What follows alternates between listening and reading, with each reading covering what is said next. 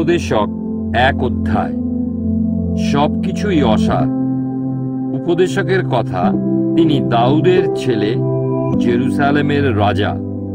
উপদেশক বলেন, অসার অসার, অসারের অসার, সকলই অসার। সূর্যের নিচে মানুষ যে পরিশ্রম করে, সেই সব পরিশ্রমে তার কি লাভ? এক পুরুষ চলে যায় এবং আর এক পুরুষ আসে, কিন্তু পৃথিবী চিরকাল থাকে। সূর্য ওঠে এবং সূর্য অস্ত যায়, আর তাড়াতাড়ি নিজের জায়গায় ফিরে যায়। বাতাস দক্ষিণ দিকে বয়, তারপর ঘুরে যায় উত্তরে। এইভাবে সেটা ঘুরতে থাকে আর নিজের পথে ফিরে আসে। সমস্ত নদী সাগরে গিয়ে পড়ে, তবুও সাগর কখনো পূর্ণ হয় না। যেখান থেকে সব নদী বের হয়ে আসে, আবার সেখানেই তার জল ফিরে যায়। সবকিছুই ক্লান্তিকর, এত যে বলা যায় না। যথেষ্ট দেখে চোখ তৃপ্ত হয় না, কিংবা কান শুনে তৃপ্ত হয় না। যা হয়ে গেছে তা আবার হবে, যা করা হয়েছে তা আবার করা হবে। সূর্যের নিচে নতুন কিছুই নেই। এমন কিছু কি আছে যার বিষয়ে লোকে বলবে, দেখো এটি নতুন? ওটি অনেক দিন আগে থেকেই ছিল, আমাদের কালের আগেই ছিল। আগেকার কালের লোকদের বিষয় কেউ মনে রাখে না, যারা ভবিষ্যতে আসবে তাদের কথাও মনে রাখবে না, যারা তাদের পরে আসবে। জ্ঞান অসার। আমি উপদেশক, জেরুসালেমে ইসরায়েলের উপরে রাজা ছিলাম। আকাশের নিচে যা কিছু করা হয় তা জ্ঞান দ্বারা পরীক্ষা ও খোঁজ করতে মনোযোগ করলাম। ঈশ্বর মানুষের উপরে কি ভারী কষ্ট চাপিয়ে দিয়েছেন। সূর্যের নিচে যা কিছু হয় তা সবই আমি দেখেছি, সে সকলই অসার, কেবল বাতাসের পিছনে দৌড়ানো। যা বাঁকা তা সোজা করা যায় না, যা অসম্পূর্ণ তা গণনা করা যায় না। আমি মনে মনে বললাম, দেখো, আমার আগে যারা জেরুসালেমে রাজত্ব করে গেছেন, তাদের সকলের চেয়ে আমি প্রজ্ঞায় অনেক বৃদ্ধি লাভ করেছি। আমার অনেক প্রজ্ঞা ও বিদ্যা অভিজ্ঞতা লাভ হয়েছে। তারপর আমি প্রজ্ঞা এবং উন্মত্ততা ও মূর্খতা বুঝবার চেষ্টা করলাম, কিন্তু আমি বুঝতে পারলাম যে তাও বাতাসের পিছনে দৌড়ানো। কারণ প্রজ্ঞা বাড়লে তার সঙ্গে দুঃখ বৃদ্ধি পায়। যত বেশি বিদ্যা তত বেশি বিষাদ। উপদেশক 2 অধ্যায়। আমোদ অসার। আমি মনে মনে বললাম, এখন এসো, আমি তোমাকে আমোদ দিয়ে পরীক্ষা করব যে কি ভালো। কিন্তু তাও পরীক্ষা করে দেখা গেল যে তা অসার। আমি বললাম, হাসি ও উন্মত্ততা আর আমোদ কি করে? আমি মদ্যপান দ্বারা নিজেকে আনন্দ দেবার চেষ্টা করলাম এবং মূর্খতাকে আলিঙ্গন করলাম। প্রজ্ঞা তখনও আমার মনকে পরিচালিত করছিল। আমি দেখতে চাইলাম আকাশের নিচে মানুষের জীবনকালে তার জন্য কোনটা ভালো। আমি কতগুলি বড় বড় কাজ করলাম। আমি নিজের জন্য অনেক ঘরবাড়ি তৈরি করলাম, আর আমি দ্রাক্ষাক্ষেত তৈরি করলাম। আমি বাগান ও পার্ক তৈরি করে সেখানে সব রকমের ফলের গাছ লাগালাম। বেড়ে ওঠা গাছে জল দেবার জন্য আমি কতগুলি পুকুর কাটালাম। আমি অনেক দাস ও দাসী কিনলাম, আর অনেক দাস দাসী আমার বাড়িতে জন্মেছিল। আমার আগে যারা জেরুসালেমে ছিলেন তাদের চেয়েও আমার অনেক বেশি গরু মেষ ছিল। আমি অনেক রূপো ও সোনা এবং অন্যান্য দেশের রাজাদের ও বিভিন্ন প্রদেশের সম্পদ নিজের জন্য জড়ো করলাম। আমি অনেক গায়ক গায়িকা এবং মানুষের হৃদয়ের আনন্দ অনুসারে হারেমও অর্জন করলাম। আমার আগে যারা জেরুসালেমে ছিলেন তাদের চেয়েও আমি অনেক বড় হলাম। এই সবে আমার প্রজ্ঞা আমার সঙ্গে ছিল। আমার চোখে যা ভালো লাগতো আমি তা অস্বীকার করতাম না। আমার হৃদয়ের কোনো আনন্দ আমি প্রত্যাখ্যান করতাম না। আমার সব কাজেই আমার মন খুশি হতো, আর এটাই ছিল আমার সব পরিশ্রমের পুরস্কার। তবুও আমি যা কিছু করেছি আর যা পাওয়ার জন্য পরিশ্রম করেছি তার দিকে যখন তাকিয়েছি, সব কিছুই অসার। কেবল বাতাসের পিছনে দৌড়ানো, সূর্যের নিচে কোনো কিছুতেই লাভ নেই। প্রজ্ঞা এবং উন্মত্ততা অসার। তারপর আমি প্রজ্ঞা এবং উন্মত্ততা ও মূর্খতার কথা চিন্তা করলাম। যা কিছু আগেই করা হয়ে গেছে তার থেকে রাজার উত্তরাধিকারী আর বেশি কি করতে পারে? আমি দেখলাম প্রজ্ঞা মূর্খতার থেকে ভালো, যেমন আলো অন্ধকারের থেকে ভালো। জ্ঞানমানের মাথাতেই চোখ থাকে, কিন্তু বোকা অন্ধকারে চলাফেরা করে। তবুও আমি বুঝতে পারলাম যে ওই দুজনের শেষ দশা একই। তারপর আমি নিজের মনে মনে বললাম, বোকার যে দশা হয় তা তো আমার প্রতি ঘটে, তাহলে জ্ঞানবান হয়ে আমার কি লাভ? আমি নিজের মনে মনে বললাম, এটাও তো অসার। বোকাদের মতো জ্ঞানবানদেরও লোকে বেশি দিন মনে রাখবে না। সেদিন উপস্থিত যখন উভয়কেই ভুলে যাবে। বোকাদের মতো জ্ঞানবানদেরও মরতে হবে। পরিশ্রম অসার। সুতরাং আমি জীবনকে ঘৃণা করলাম, কারণ সূর্যের নিচে যে কাজ করা হয় সেগুলি আমার কাছে দুঃখজনক মনে হলো। সবকিছুই অসার, কেবল বাতাসের পিছনে দৌড়ানো। সূর্যের নিচে যেসব জিনিসের জন্য আমি পরিশ্রম করেছি সেগুলি আমি এখন ঘৃণা করতে লাগলাম, কারণ আমার পরে যে আসবে তার জন্যই আমাকে সেই সব রেখে যেতে হবে। আর কে জানে সেই লোক জ্ঞানী না বুদ্ধিহীন হবে। তবুও সেই আমার পরিশ্রমের সব ফল নিয়ন্ত্রণ করবে, যার জন্য আমি সূর্যের নিচে সমস্ত প্রচেষ্টা ও দক্ষতা ঢেলেছি। এটাও অসার। অতএব সূর্যের নিচে যেসব পরিশ্রমের কাজ করেছি তার জন্য আমার অন্তর নিরাশ হতে লাগলো। কেননা জ্ঞান, বুদ্ধি ও দক্ষতা দিয়ে একজন পরিশ্রম করতে পারে, কিন্তু তারপরে তার সবকিছু অধিকার হিসেবে এমন একজনের জন্য রেখে যেতে হয় যে লোক তার জন্য কোনো পরিশ্রম করেনি। এটাও অসার এবং দুর্ভাগ্যের বিষয়।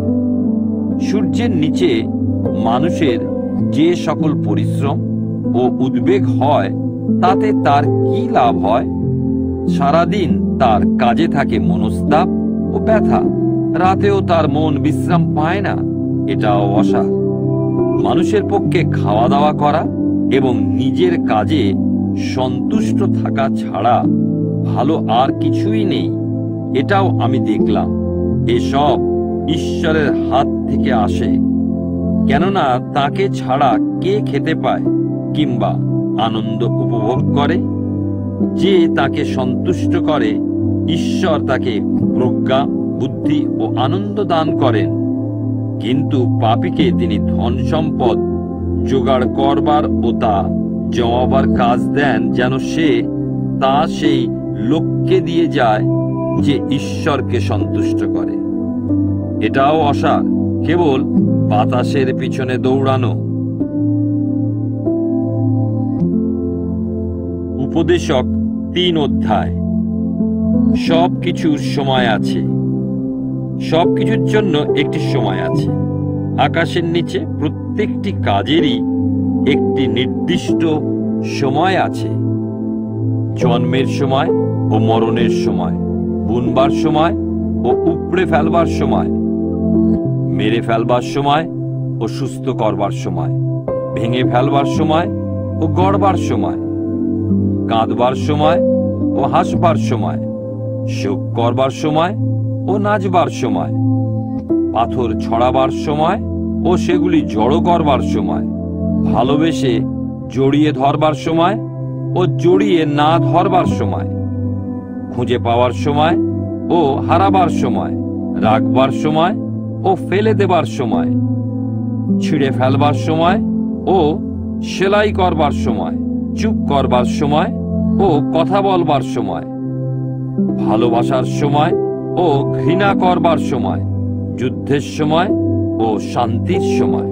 শ্রমিক পরিশ্রমের কি ফল পায়? ঈশ্বর মানুষের উপরে যে বোঝা চাপিয়ে দিয়েছেন তা আমি দেখেছি। তিনি সব কিছু তার সময় সুন্দর করেছেন। তিনি মানুষের অন্তরে অনন্তকাল সম্বন্ধে বুঝবার ইচ্ছা দিয়েছেন, কিন্তু ঈশ্বর প্রথম থেকে শেষ পর্যন্ত কি করেছেন তা মানুষ বুঝতে পারে না।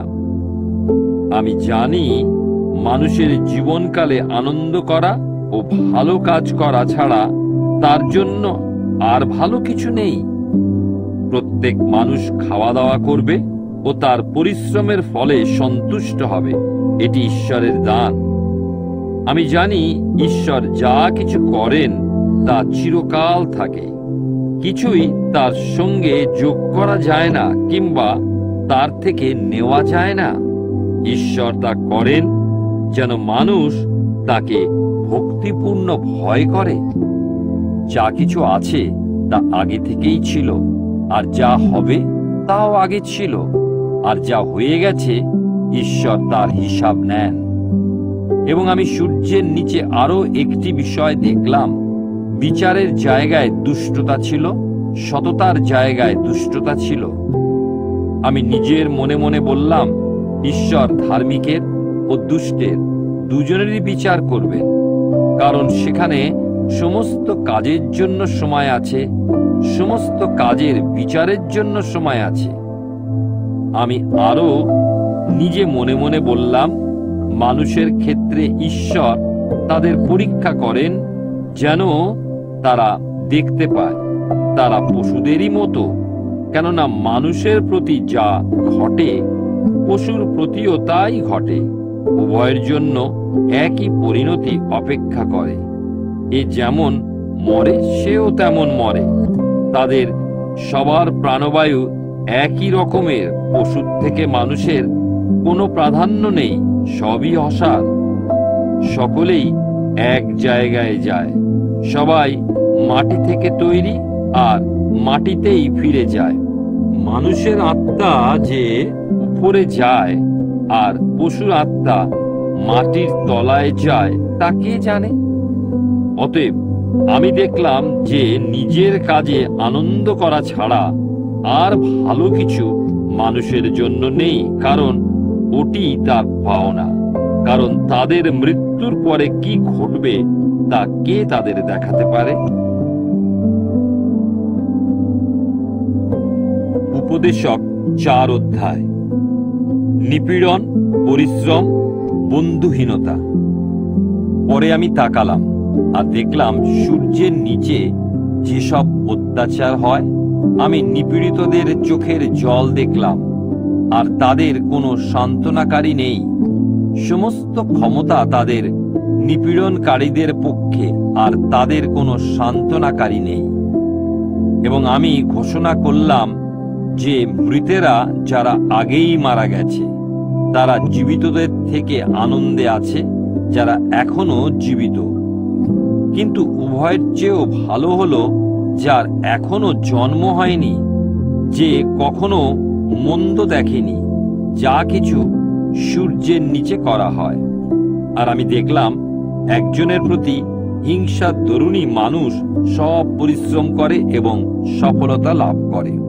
এটাও অসার, কেবল বাতাসের পিছনে দৌড়ানো। বোকারা হাত গুটিয়ে রাখে এবং নিজেদের ধ্বংস করে। 2 মুঠো পরিশ্রম পাওয়া এবং কেবল বাতাসের পিছনে দৌড়ানোর চেয়ে 1 হাত শান্তি পাওয়া ভালো। আবার আমি সূর্যের নিচে অসারতা দেখতে পেলাম। কোনো একজন লোক একেবারে একা, তার ছেলেও নেই কিংবা ভাইও নেই, তার পরিশ্রমের শেষ নেই, তবুও তার ধন সম্পদে তার চোখ তৃপ্ত নয়। সে জিজ্ঞাসা করল, আমি কার জন্য পরিশ্রম করছি, আর আমি কেন নিজেকে আনন্দ থেকে বঞ্চিত করছি? এটা অসার, ভারী কষ্টজনক। একজনের চেয়ে দুজন ভালো, কারণ তাদের কাজে অনেক ভালো ফল হয়। যদি একজন পড়ে যায়, তবে তার সঙ্গী তাকে উঠাতে পারে, কিন্তু হায় সেই লোক যে পড়ে যায় আর কেউ তাকে উঠাবার জন্য নেই। আরো যদি দুজন শুয়ে থাকে, তারা উষ্ণ থাকে, কিন্তু একজন কি করে নিজেকে একা উষ্ণ রাখতে পারবে? যদিও একা ব্যক্তি হেরে যেতে পারে, দুজন নিজেদের প্রতিরোধ করতে পারে। তিনটে দড়ি একসঙ্গে পাকানো হলে তাড়াতাড়ি ছেড়ে না।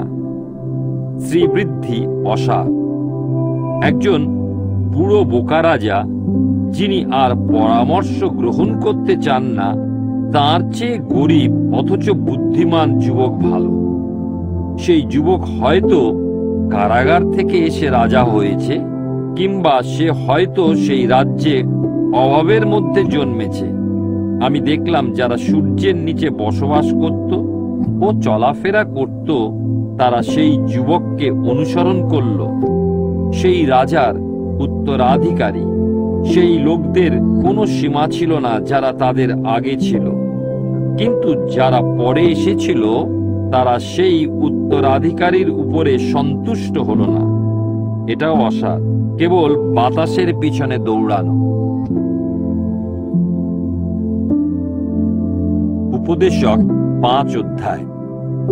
ঈশ্বরের কাছে তোমার প্রতিজ্ঞা পূর্ণ করো।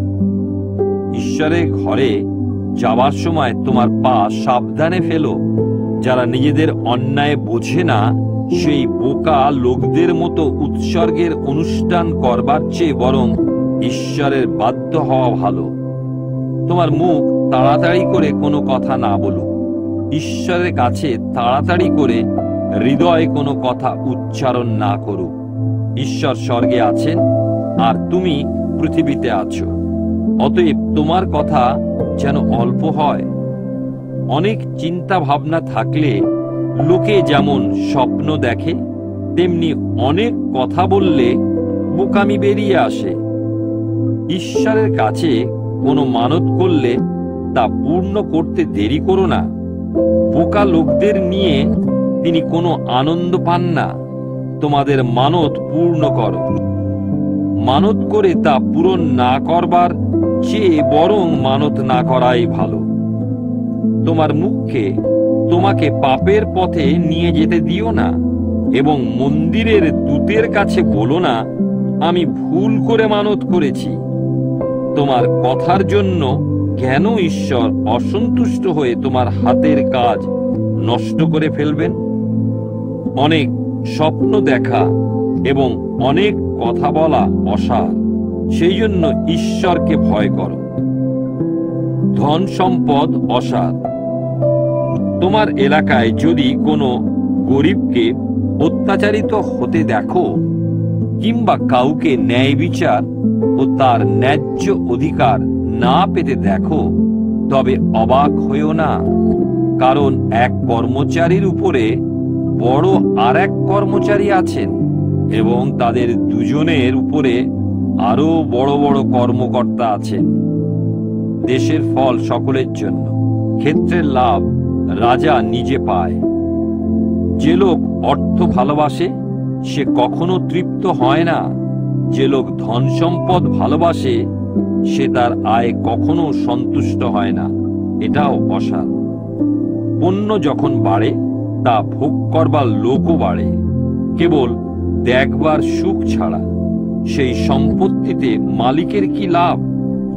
একজন শ্রমিকের ঘুম মিষ্টি, তারা কম খাক কিংবা বেশি খাক, কিন্তু ধনবানের ক্ষেত্রে তাদের প্রাচুর্য তাদের ঘুমাতে দেয় না। সূর্যের নিচে আমি একটি ভীষণ মন্দতা দেখেছি। ধনী অনেক ধন সম্পদ জমা করে, কিন্তু শেষে তার ক্ষতি হয়, কিংবা কোনো দুর্ঘটনায় পড়ে তা ধ্বংস হয়ে যায়।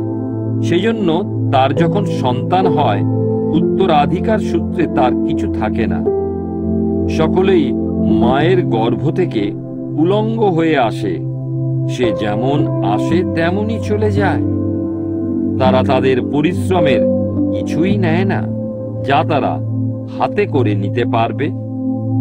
এটাও একটি ভীষণ মন্দতা। সকলে যেমন আসে তেমনি চলে যায়, কারণ তারা বাতাসের জন্য পরিশ্রম করে। তাতে তাদের লাভ কি?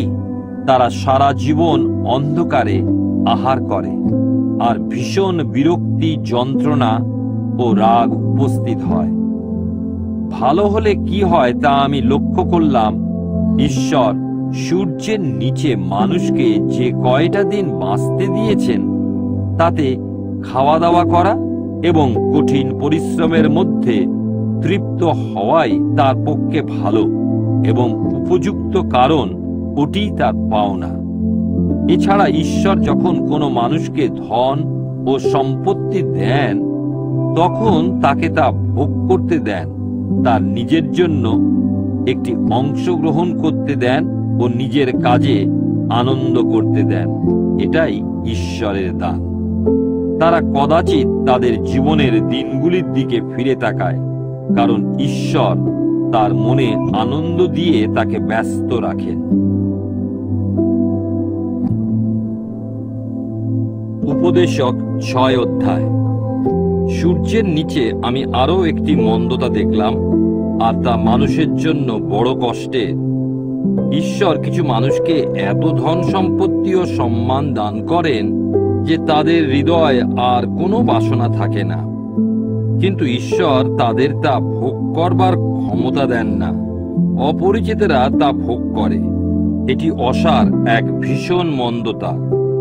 কোনো লোকের 100 জন ছেলে মেয়ে থাকতে পারে, তবুও যতদিন সে বাঁচে সে যদি তার সমৃদ্ধি উপভোগ করতে না পারে এবং উপযুক্তভাবে কবর না হয়, তবে আমি বলি তার চেয়ে মৃত সন্তানের জন্ম হওয়া অনেক ভালো।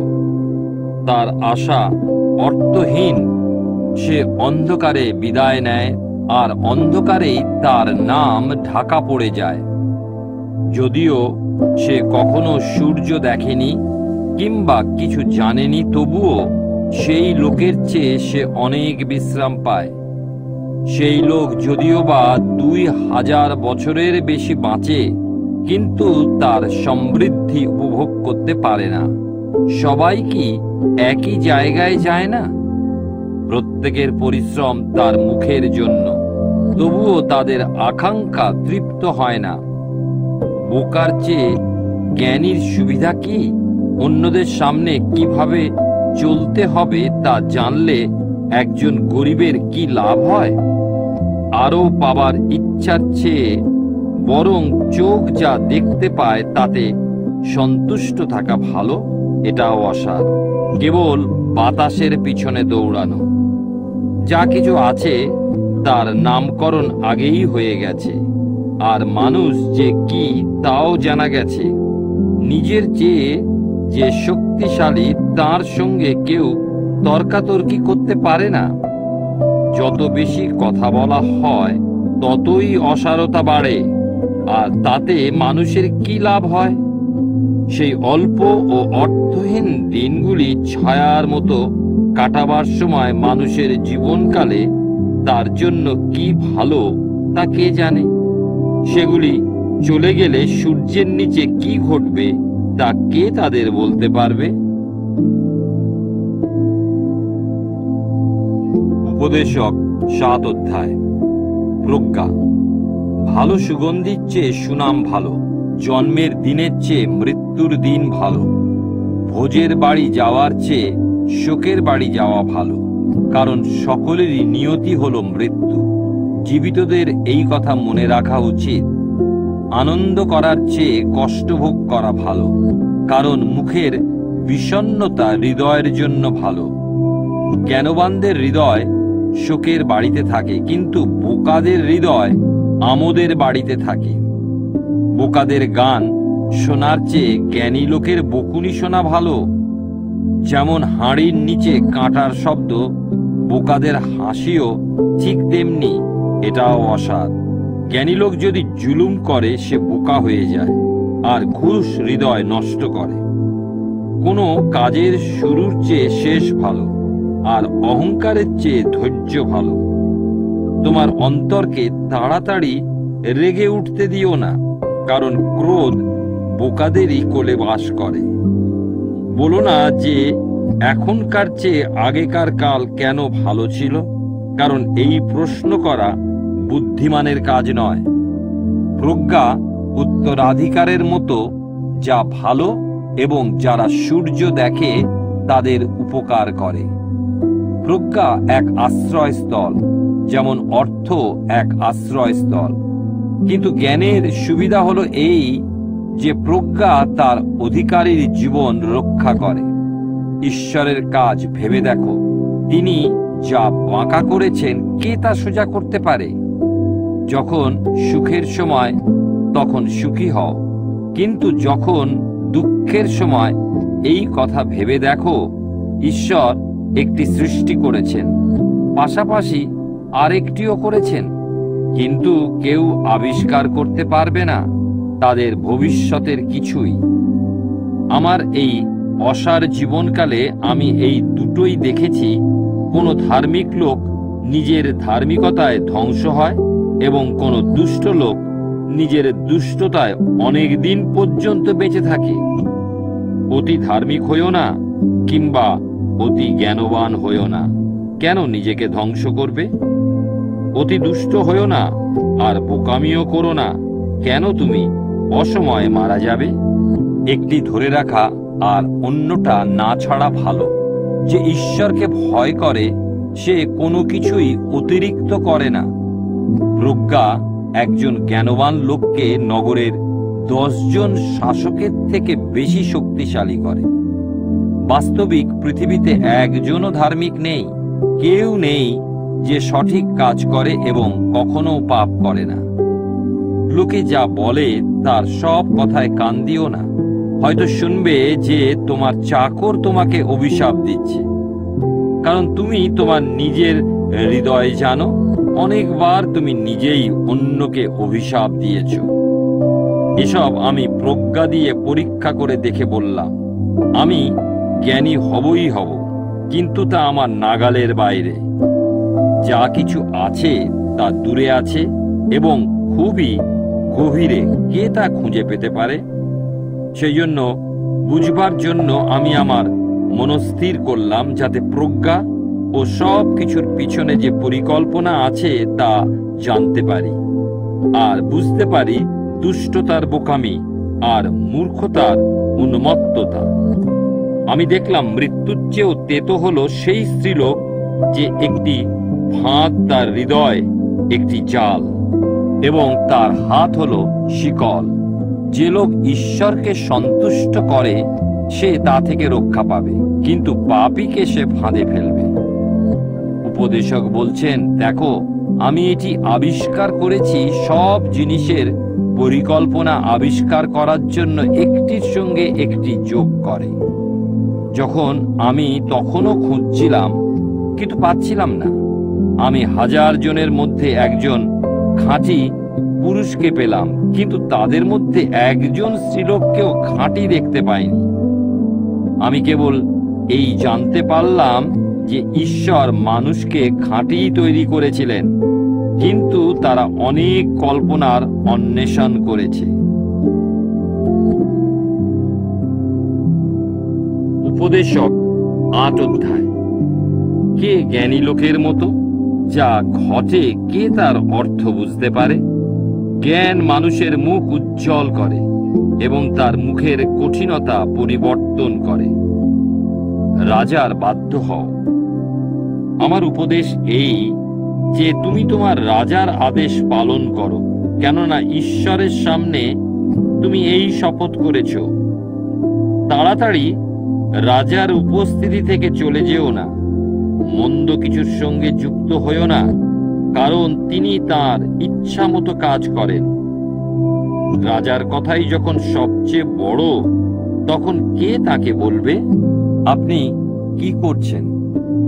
যে তার আদেশ পালন করে তার কোনো ক্ষতি হবে না, আর জ্ঞানবানের হৃদয় উপযুক্ত সময় ও কাজের নিয়ম জানে। কারণ প্রত্যেক ব্যাপারের জন্য উপযুক্ত সময় ও কাজের নিয়ম আছে। যদিও মানুষের দৈন্য তার জন্য অতিমাত্র। যেহেতু কেউ ভবিষ্যৎ জানে না, তাকে কে বলতে পারবে যে কি ঘটবে?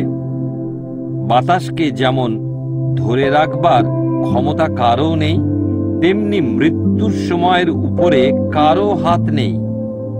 যুদ্ধের সময় যেমন কেউ ছুটি পায় না, তেমনি দুষ্টতা কাউকে ছাড়ে না যে তা অভ্যাস করে।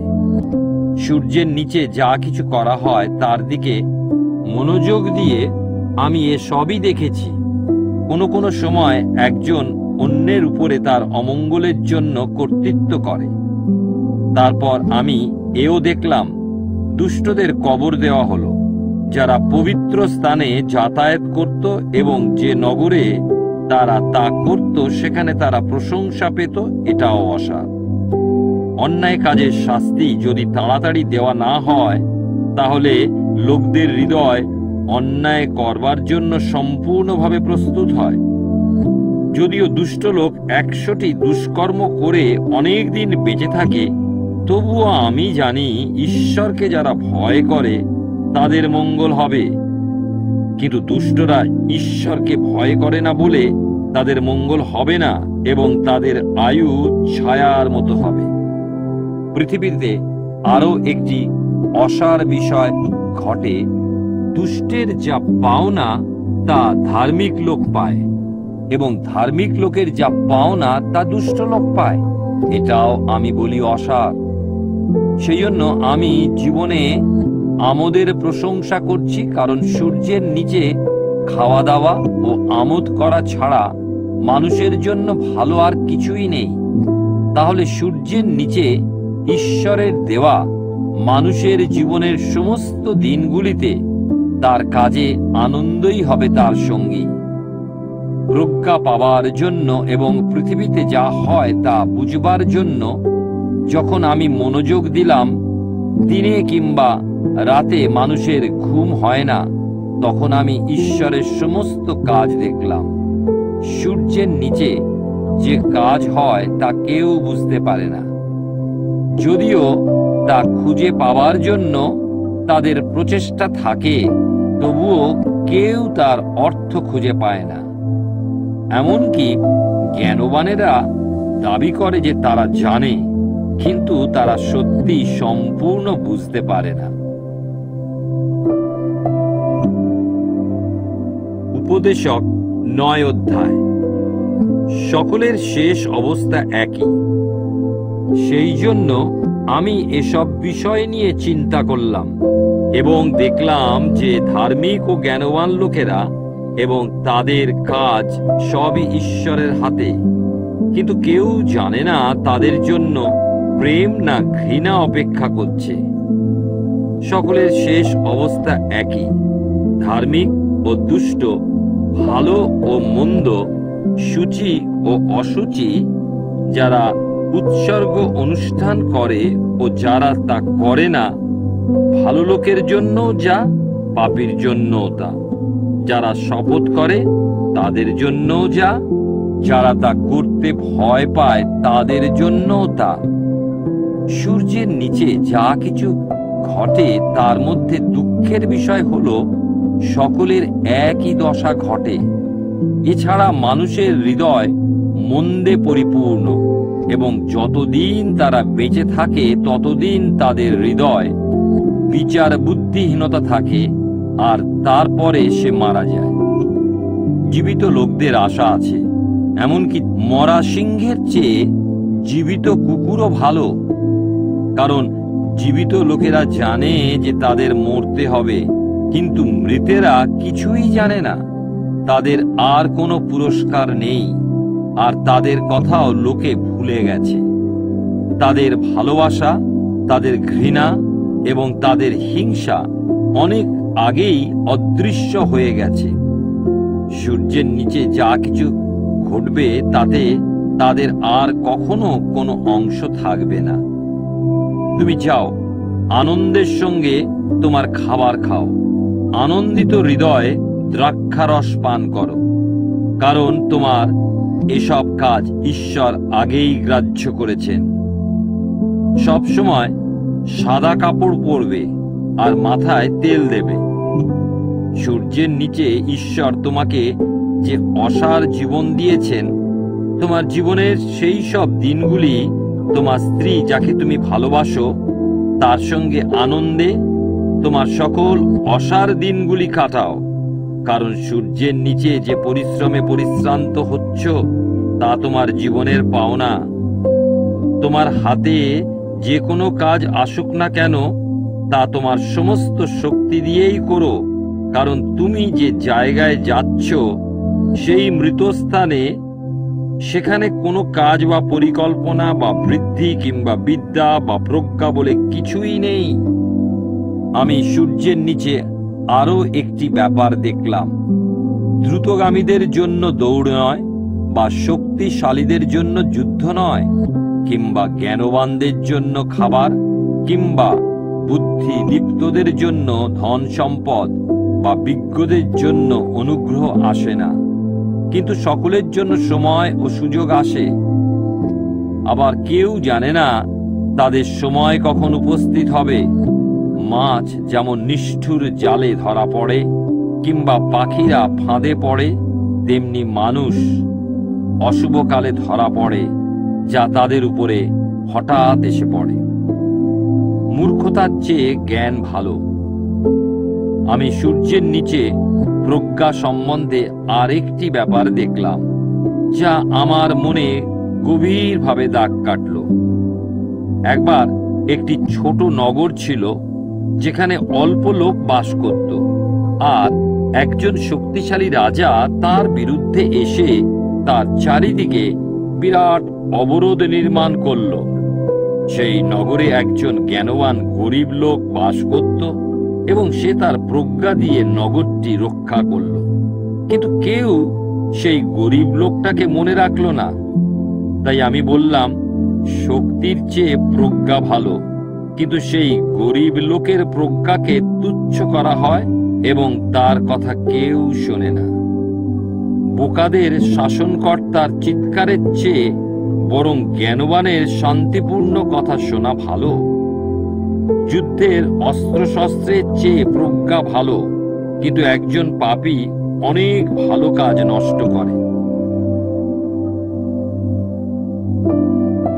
উপদেশক 10 অধ্যায়। মরা মাছি যেমন সুগন্ধি তেল দুর্গন্ধ করে তোলে, তেমনি একটু নির্বুদ্ধিতা প্রজ্ঞা ও সম্মানকে মুছে ফেলে। জ্ঞানমানের হৃদয় তার ডান দিকে ফেরে, কিন্তু বোকাদের হৃদয় তার বাঁ দিকে ফেরে। এমনকি বোকারা যখন পথ চলে তাদের বুদ্ধির অভাব হয় এবং প্রকাশ করে যে সে কত বোকা। শাসনকর্তা যদি তোমার উপর রেগে যান, তুমি তোমার পথ ত্যাগ করো না। শান্ত ভাব থাকলে বড় বড় অন্যায় অতিক্রম করা যায়। আমি সূর্যের নিচে এক মন্দ বিষয় দেখেছি।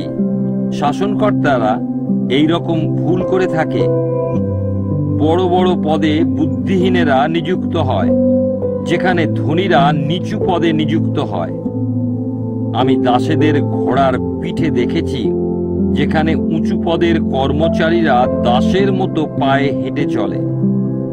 যে গর্ত খোঁড়ে সে তার মধ্যে পড়তে পারে, যে দেয়াল ভাঙে তাকে সাপে কামড়াতে পারে, যে পাথর কাটে সে তার দ্বারাই আঘাত পেতে পারে, যে কাঠ কাটে সে তার দ্বারাই বিপদে পড়তে পারে। কুড়ুল যদি ভোঁতা হয় আর তাতে ধার দেওয়া না হয়, তা ব্যবহার করতে বেশি শক্তি লাগে, কিন্তু দক্ষতা সাফল্য আনে। সাপকে মুগ্ধ করার আগেই যদি সে কামড় দেয়, সাপুড়ে কোনো পারিশ্রমিক পায় না। জ্ঞানবানের মুখের কথা অনুগ্রহজনক, কিন্তু বোকারা তাদের মুখের কথা দিয়ে নিজেদের ধ্বংস করে। মুখের কথার আরম্ভই মূর্খতা, শেষে তা হল দুষ্টদায়ক প্রলাপ। এবং বুদ্ধিহীনেরা অনেক কথা বলে, ভবিষ্যতে কি হবে কেউ জানে না। তারপর কি হবে তা তাদের কে জানাতে পারে? বোকাদের পরিশ্রম তাদের ক্লান্ত করে, তারা নগরে যাওয়ার রাস্তা জানে না। ঠিক সেই দেশ যার রাজা আগে দাস ছিলেন, এবং সেখানকার রাজপুরুষেরা সকালবেলাতেই ভোজ খায়। ধন্য সেই দেশ যার রাজা সম্ভ্রান্ত বংশীয়, এবং সেখানকার রাজপুরুষেরা সঠিক সময় খাওয়া দাওয়া করে শক্তির জন্য, মাতলামির জন্য নয়। আলস্যে ঘরের ছাদ ধসে যায়, অলসতার জন্য ঘরে জল পড়ে। হাসি খুশির জন্য ভোজের ব্যবস্থা করা হয়। দ্রাক্ষারস জীবনে আনন্দ আনে এবং অর্থ সব কিছু যোগায়। মনে মনেও রাজাকে অভিশাপ দিও না, কিংবা নিজের শোবার ঘরে ধনীকে অভিশাপ দিও না, কারণ আকাশের পাখিও তোমার কথা বয়ে নিয়ে যেতে পারে এবং পাখি উড়ে গিয়ে তোমার কথা বলে দিতে পারে। উপদেশক 11 অধ্যায়। অনেক উদ্যোগে বিনিয়োগ করো। তুমি জলের উপরে তোমার শস্য ছড়িয়ে দাও, অনেক দিন পরে তুমি হয়তো তার ফল পাবে। 7টি উদ্যোগে বিনিয়োগ করো, হ্যাঁ 8টিতে, কারণ তুমি জানো না পৃথিবীতে কি বিপদ আসবে। মেঘ যদি জলে পূর্ণ থাকে, তারা পৃথিবীতে বৃষ্টি ঢালে। গাছ দক্ষিণে কি উত্তরে পড়ুক, যেখানে পড়বে সেখানেই পড়ে থাকবে। যে বাতাসের দিকে তাকায় তার বীজ বোনা হয় না, যে মেঘ দেখে তার শস্য কাটা হয় না। তুমি যেমন বাতাসের পথ জানো না, কিংবা মায়ের গর্ভে কেমন করে শরীর গঠন হয়, তেমনি তুমি ঈশ্বরের কাজও বুঝতে পারবে না, যিনি সব কিছুর সৃষ্টিকর্তা। তোমার বীজ সকালে বোনো, আর বিকালে তোমার হাতকে অলস হতে দিও না, কারণ তুমি জানো না কোনটি কৃতকার্য হবে, এটি না ওটি, কিংবা দুটোই সমানভাবে ভালো হবে। যৌবনকালে তোমার সৃষ্টিকর্তাকে স্মরণ করো। আলো মিষ্ট, আর সূর্য দেখলে চোখ সন্তুষ্ট হয়। কোনো একজন অনেক দিন বাঁচতে পারে, সে যেন সেই দিনগুলিতে আনন্দ ভোগ করে, কিন্তু অন্ধকারের দিনগুলির কথা যেন সে মনে রাখে, কারণ সেগুলি হবে অনেক। যা কিছু ঘটে তা সবই অসার। হে যুবক, তোমার যৌবনকালে তুমি সুখী হও, আর তোমার যৌবনে তোমার হৃদয় তোমাকে আনন্দ দিক। তোমার হৃদয়ের ইচ্ছা মতো পথে চলো, এবং তোমার চোখ যা কিছু দেখে। তুমি কিন্তু জেনে রাখো, এসব বিষয়ের জন্য ঈশ্বর তোমার বিচার করবেন। সেজন্য তোমার হৃদয় থেকে উদ্বেগ দূর করো, আর তোমার শরীর থেকে দুঃখ সরিয়ে ফেলো, কারণ যৌবন ও তেজ অসার। উপদেশক 12 অধ্যায়। তোমার যৌবনকালে তোমার সৃষ্টিকর্তাকে স্মরণ করো, দুঃখের দিনগুলি আসার আগে, আর সেই বছর সকল কাছে আসার সময়। তুমি যখন বলবে, এই সবে আমার কোনো আনন্দ নেই, তখন সূর্য ও আলো আর চাঁদ ও তারা যখন অন্ধকার হবে, আর বৃষ্টির পরে মেঘ ফিরে আসে, সেদিনে বাড়ির রক্ষাকারীরা কাঁপবে, আর শক্তিশালী লোকেরা নত হবে। যারা পেষণ করে তারা অল্প সংখ্যক বলে কাজ ছেড়ে দেবে, আর যারা জানালার ভিতর থেকে দেখে তাদের দৃষ্টি অস্পষ্ট হবে। যখন রাস্তার দিকের দরজা বন্ধ হয়ে যাবে, আর জাঁতার আওয়াজ কমে যাবে, যখন পাখির আওয়াজে লোকে উঠবে, কিন্তু তাদের সব গান ক্ষীণ হয়ে যাবে, যখন লোকেরা উঁচু জায়গাকে আর রাস্তার বিপদকে ভয় পাবে, যখন কাঠবাদাম গাছে ফুল ফুটবে, আর ফড়িং টেনে টেনে হাঁটবে, এবং বাসনা আর উত্তেজিত হবে না, তখন লোকে তাদের অনন্তকালের বাড়িতে চলে যাবে, আর বিলাপকারীরা পথে পথে ঘুরবে। রূপোর তার ছিঁড়ে যাওয়ার আগে কিংবা সোনার পাত্র ভেঙে যাওয়ার আগে, ফোয়ারার কাছে কলসি চুরমার করার আগে, কিংবা কুয়োর জল তোলার চাকা ভেঙে যাওয়ার আগে তাকে স্মরণ করো। আর ধুলো মাটিতেই ফিরে যাবে যেখান থেকে সে এসেছে, এবং আত্মা যার দান সেই ঈশ্বরের কাছেই ফিরে যাবে। উপদেশক বললেন, অসার অসার, সব কিছুই অসার। এই বিষয়ের উপসংহার: উপদেশক নিজেই কেবল জ্ঞানবান ছিলেন না, কিন্তু তিনি লোকদের জ্ঞান শিক্ষা দিয়েছেন। তিনি চিন্তা করে ও পরীক্ষা করে অনেক প্রবাদ সাজিয়েছেন। উপদেশক উপযুক্ত শব্দের খোঁজ করেছেন, আর তিনি যা লিখেছেন তা খাঁটি ও সত্যি কথা। জ্ঞানবান লোকদের কথা রাখালের অঙ্কুশের মতো। তাদের কথাগুলি একত্র করলে মনে হয় যেন সেগুলি সব শক্ত করে গাঁথা পেরেক, যা একজন রাখাল বলেছেন, হে আমার সন্তান, এর সঙ্গে কিছু যোগ করা হচ্ছে কিনা সেই বিষয় সতর্ক থেকো। বই লেখার শেষ নেই, আর অনেক পড়াশোনায় শরীর ক্লান্ত হয়। এখন সবকিছু তো শোনা হলো, তবে শেষ কথা এই যে ঈশ্বরকে ভয় করো এবং তাঁর আজ্ঞা সকল পালন করো, কেননা এটাই সমস্ত মানুষের কর্তব্য। কারণ ঈশ্বর প্রত্যেকটি কাজের বিচার করবেন, এমনকি সমস্ত গুপ্ত বিষয়, তা ভালো হোক বা মন্দ হোক।